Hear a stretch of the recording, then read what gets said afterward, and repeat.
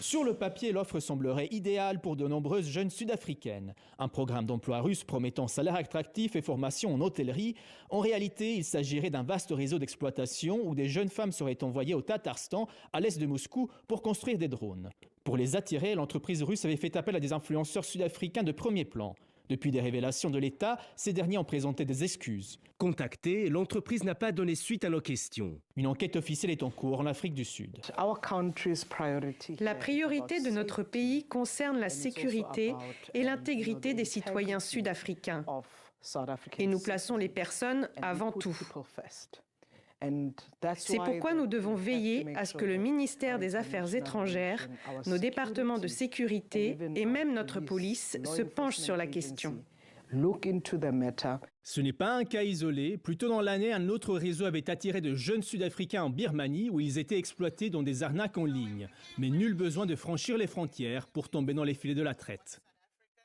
Cela peut arriver dans votre famille, mais aussi ici, dans ce campus ou dans les rues où vous marchez.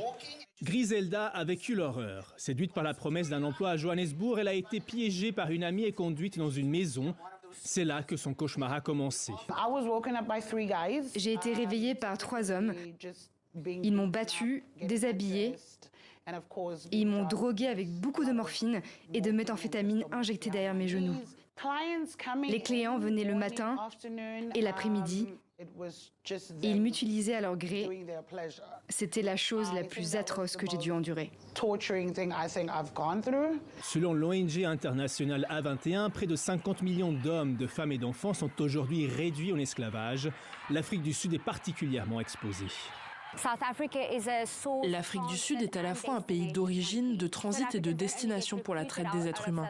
Les Sud-Africains ne sont pas seulement recrutés et exploités à l'étranger, d'autres personnes viennent aussi dans notre pays et y sont exploitées. La traite des êtres humains s'appuie sur la vulnérabilité et l'Afrique du Sud est un pays vulnérable à cause de ses problèmes sociaux, raciaux et financiers.